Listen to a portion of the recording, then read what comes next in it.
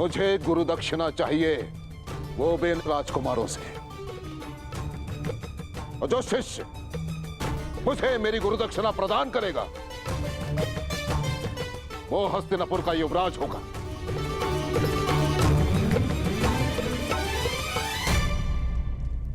आचार्य, कहीं इस दक्षिणा का अर्थ भी वही तो नहीं जिसके कारण एकलव्य का अंगूठा छीना था आपने? मुझे तो केवल शंका है कि ये परीक्षा भी उसी शिष्य के लिए तो नहीं जिसे आप सर्वश्रेष्ठ मान चुके हैं।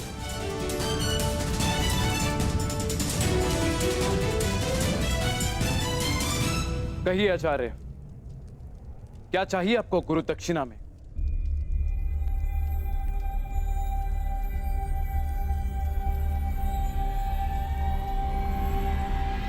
पांचाल नरेश द्रुपद।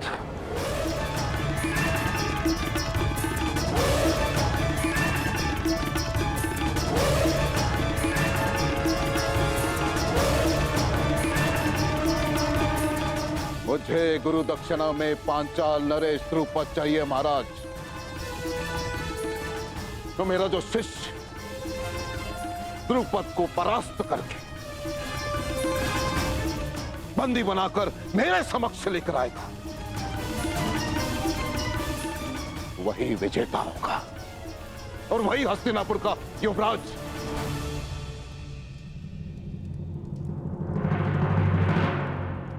ये कैसी गुरु दक्षिणा है आचार्य? आप जानते हैं कि पांचाल नरेश द्रुपद कितने शक्तिशाली हैं। उनकी सेना अपराजेय है आचार्य।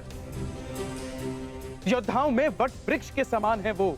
तो मेरे शिष्यों को बलपूर्वक उस वृक्ष को उखाड़ कर फेंकना होगा महाराज। अपने गदा के प्रहार से पांचाल के दुर्ग की नींव हिलानी होगी। अपने बाणों की वर्षा से पांचाल के आकाश को प्रकाशहीन करना होगा। हस्तिनापुर का युवराज केवल वही हो सकता है महाराज जिसके नाम से शत्रु कांपे, जिसके तेज मात्र से हस्तिनापुर को कोई चुनौती ना दे पाए, केवल वो। मैं अपने पुत्रों को मृत्यु के मुख में नहीं भेज सकता। ईश्वर ने मुझे नेत्र नहीं दिए हैं। अब आप चाहते हैं कि मैं अपने पुत्रों के मुख से स्वर भी ना सुन पाऊं? नहीं आचार्य, आप कुछ और गुरु दक्षिणा मांग लीजिए। मैं यहां व्यापार के लिए नहीं, प्रतिकार के लिए आया हूं महाराज। मुझे द्रुपद चाहिए या फिर और कुछ नहीं। और यदि हस्तिनापुर मुझे मेरी गुरु दक्षिणा नहीं दे सकती तो मैं कहीं और ढूंढूंगा उस सर्वश्रेष्ठ योद्धा को जो मेरी गुरु दक्षिणा मुझे प्रदान करे।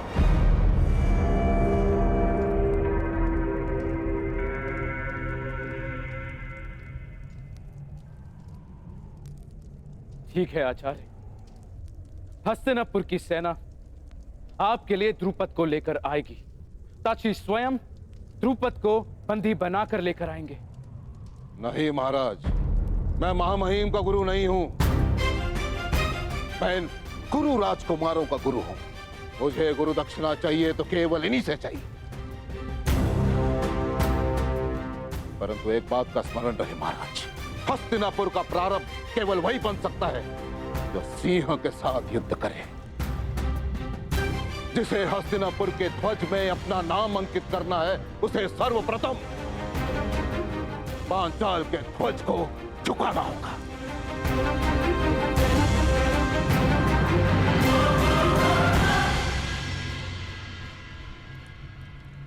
नौकार तलवार बनाता है महाराज, परंतु अपने स्वामी को देने से पूर्व उसकी धार को परखता है। परंतु मैंने उस धार को परखे बिना वो तलवार आपको सौंप दी। परंतु अब परख होगी महाराज। मैं देखना चाहता हूं कि मैंने शूरवीर योद्धा तैयार किए कि हस्तिनापुर में केवल अपना समय नष्ट किया है। क्या तुम 105 में से कोई है जो अपने गुरु के ऋण को चुका सके?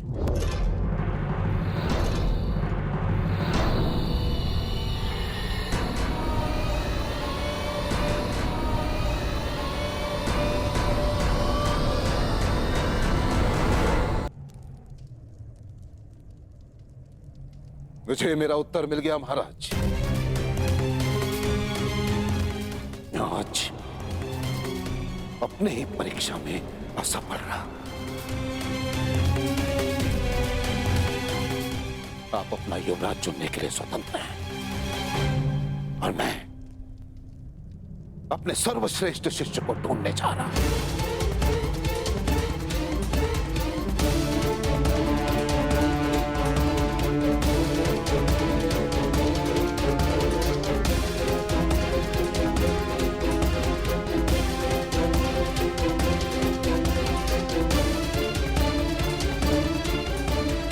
ठहरिए गुरुदेव।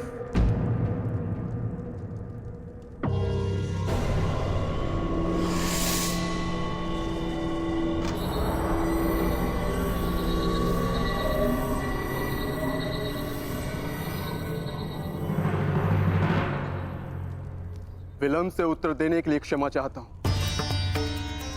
मैं सोचने लग गया था कि वर्षों के महान परिश्रम के बदले मेरे गुरु बस इतनी सी गुरु दक्षिणा मांग रहे हैं।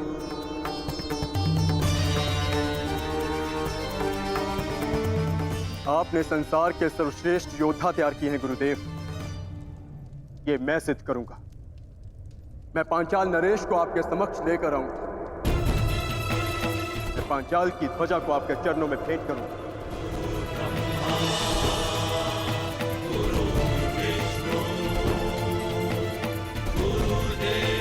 गुरु का स्थान ईश्वर से भी ऊंचा, इसीलिए शिष्य का कर्तव्य है कि गुरु की आज्ञा का प्राण देकर भी पालन करे। हमारे गुरु की कामना अधूरी रह जाए, यह हमारी गुरु दक्षिणा, यह हम कभी स्वीकार नहीं करेंगे। आपको आपकी गुरु दक्षिणा अवश्य मिलेगी गुरुदेव। हम पांचों कल ही पांचाल की ओर प्रस्थान करेंगे।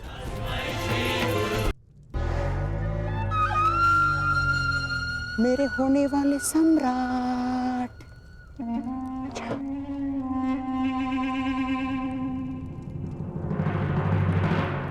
हम भी जाएंगे।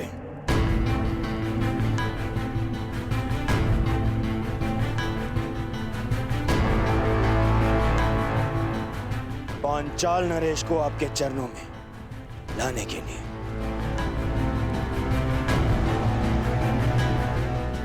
और अब युवराज का चुनाव गुरु दक्षिणा ग्रहण के पश्चात ही होगा।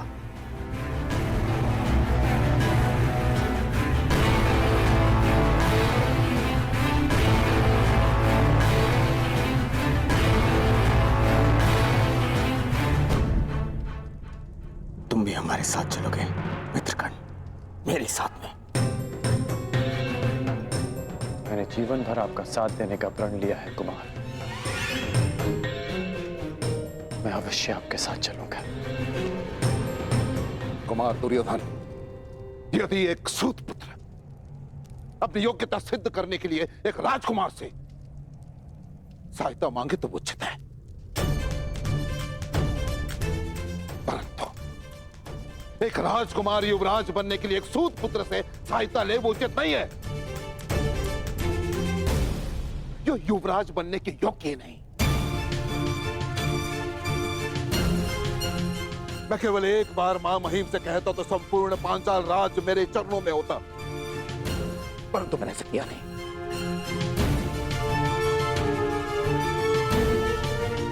क्योंकि एक योद्धा अपनी शक्ति से अधिकार पाता है, दान में प्रसाद नहीं।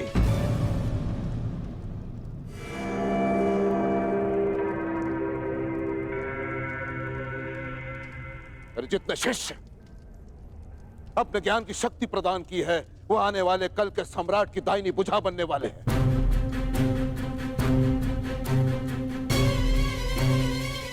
यदि इस भुजा को एक सूत पुत्र के बाहुबल की आवश्यकता पड़ जाए तो मुझे ग्लानि है कि तुम मेरे शिष्य हो।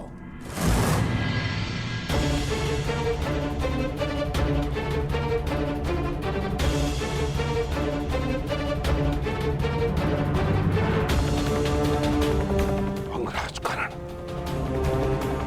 तुम अपने मित्र के सहायता के लिए प्रस्तुत हो कि तुम्हारा कर्तव्य है। परंतु युवराज पद के इस परीक्षा में तुम सम्मिलित रहे, ये तुम्हारा अधिकार नहीं था। ना तो तुम मेरे शिष्य हो और ना ही रंगभूमि के भांति इस बार मैंने किसी योद्धा को ललकारा है।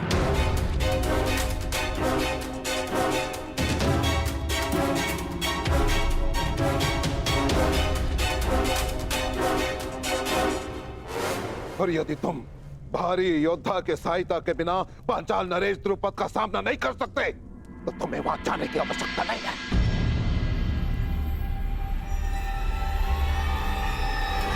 आचार्य,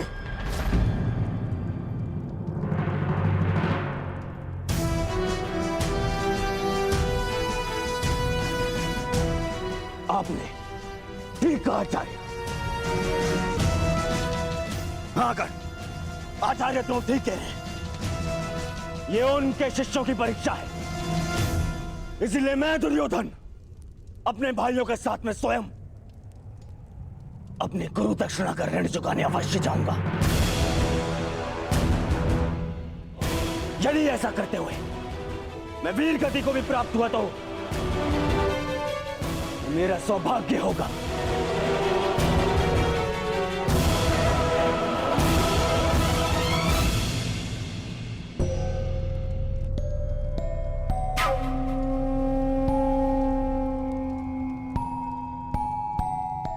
परंतु यदि ऐसा हुआ तो मेरी आत्मा पर एक उत्तरदायित्व का भार शेष रह जाए।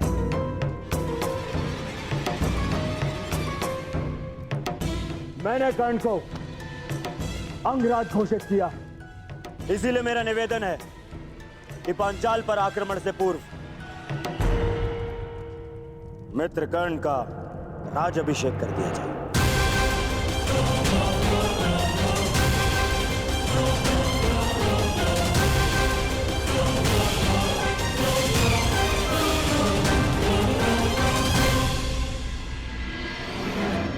पितामह,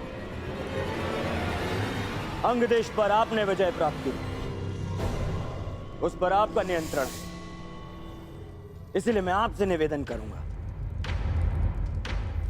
हमारे परायण से पूर्व आप स्वयं कर्ण का राज्याभिषेक करें।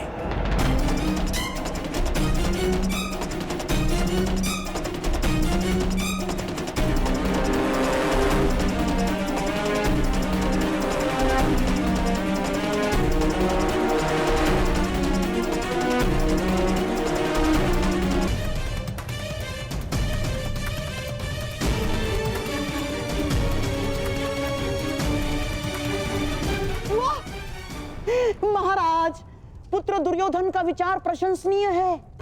अपने वचन और उत्तरदायित्व का भान रखना महान पुरुषों का लक्षण है महाराज। अब आपने कर्ण को अंगराज घोषित कर दिया तो वो राज्याभिषेक से वंचित क्यों रहे महाराज?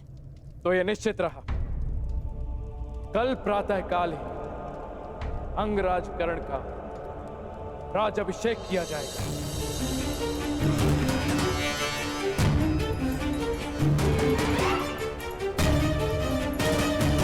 उसके पश्चात ही सभी कुरुपुत्र आचार्य द्रोण को गुरु दक्षिणा देने के लिए पांचाल की ओर प्रस्थान करेंगे।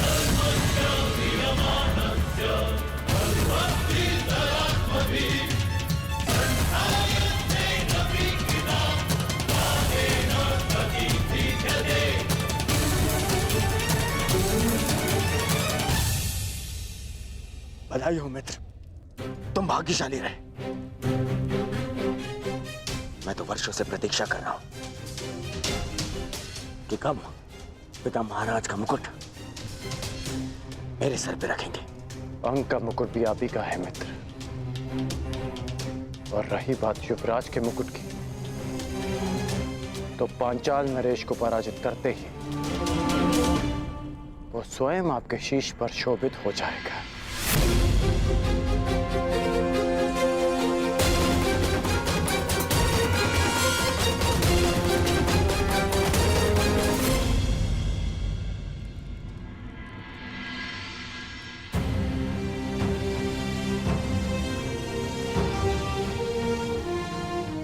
राजकुमार की जय हो। महारानी ने आपको स्मरण किया है। कल तुम्हारे राज अभिषेक में मिलते हैं अंगराज कर्ण। मित्र, अभिषेक मेरा है, परंतु मुकुट सदैव तुम्हारा ही रहेगा।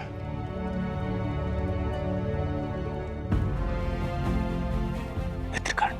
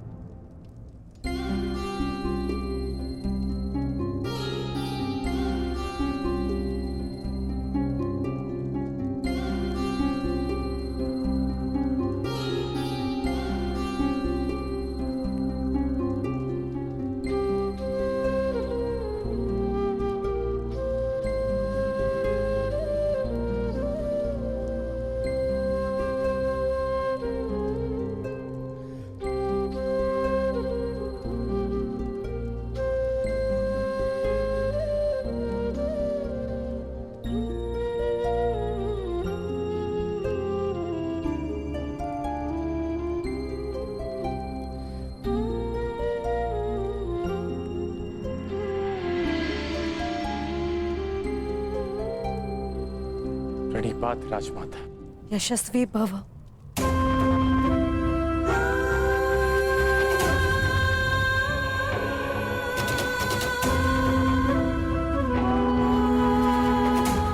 तुम्हें वर्षों पश्चात देखकर तुम्हारे शौर्य ने मुझे गर्वित किया है पुत्र।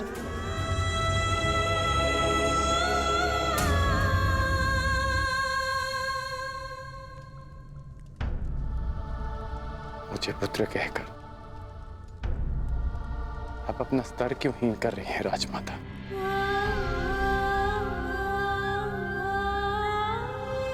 ऐसा क्यों कह रहे हो पुत्र? क्योंकि कल की रंगभूमि और आज की राजसभा ने मुझे वो सिखाया जो गुरु परशुराम ने भी नहीं सिखाया, कि मनुष्य को उसका उद्गम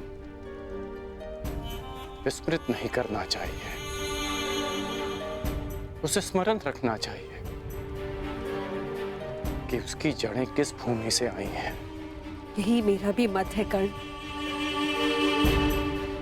परंतु स्मरण से पूर्व मनुष्य को अपने उद्गम का ज्ञान भी होना चाहिए।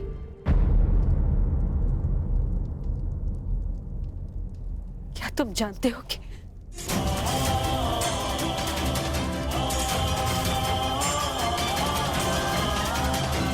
इसे तो पता होगा माता कि इसका मूल क्या है, और यदि ये भूल गया है तो मैं इसे स्मरण कराता रहूंगा कि एक सूत पुत्र है। मर्यादा में रहो भी। द्वंद के साथ आए विकारों को द्वंद के साथ ही छोड़ देना श्रेष्ठ होता है। कर्ण ने अपनी योग्यता से अंगराज की पदवी प्राप्त की। उनका सम्मान करो। अंगराज मेरा अनुज कटु जीवा वाला है, परंतु उसके मन में मैल नहीं। मैं आपके कौशल का सम्मान करता हूं। परंतु ज्येष्ठ भ्राताश्री, आप उसकी प्रशंसा कर रहे हैं जिसने अर्जुन को ललकारा। भीम, विरोधी भी यदि प्रतिभाशाली हो तो उसका सम्मान करना चाहिए। और अंगराज तो अब हस्तिनापुर के पक्ष में है। अंगराज, ज्येष्ठ पांडव होने के नाते मैं आपका स्वागत करता हूं। मुझे हर्ष है कि आप जैसा विकट योद्धा अब हमारे पक्ष में है। मैं केवल कुमार दुर्योधन के पक्ष में हूं।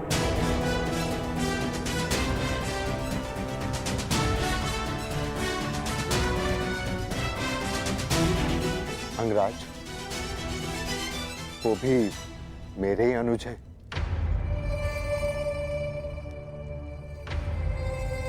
चलिए माताश्री,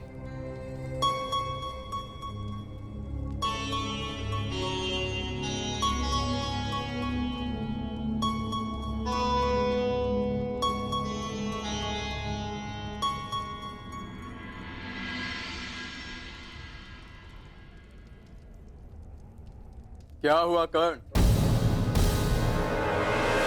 अंगराज बनकर भी प्रसन्न नहीं हुए? नहीं, क्योंकि जिस प्रयोजन से अंगराज का पद स्वीकार किया वो प्रयोजन अधूरा रह गया। कदाचित सूर्यदेव भी तुम्हारे समक्ष आ गए। मनुष्य पर अन्याय का आरोप लगाते हुए तुम्हारा मन नहीं भरा, जो अब देवताओं पर लक्ष्य साधने लगे? लक्ष्य तो मात्र एक है कि तुम्हें पराजय का स्वाद चखा सकूं, कि सर्वश्रेष्ठ होने के तुम्हारे अभिमान को भंग कर सकूं, कि वो अधूरा द्वंद्व पूरा कर सकूं। एक बात तुमने उचित कही थी रंगभूमि, कि धनुष से निकला बाण कभी लौट कर नहीं आता, परंतु सतयंचा लौट कर आती है। निश्चित रूप से रंगभूमि लौट कर नहीं आएगी कर्ण, परंतु हमारा द्वंद्व लौट कर अवश्य आएगा। और उस दिन कुछ भंग होगा तो मुझे पराजित करने का तुम्हारा स्वप्न एक दिन अवश्य आएगा कर्ण, जिस दिन हमारे बीच न सूर्य देव होंगे, न पितामह और न आचार्य द्रोण, केवल हमारे बाण बात करेंगे। और तब तक यह अधूरा द्वंद्व मेरे मन पर भी भार बनकर रहेगा। ये भार कल प्रातः और बढ़ जाएगा जब तुम मेरा राज्य अभिषेक होते देखोगे।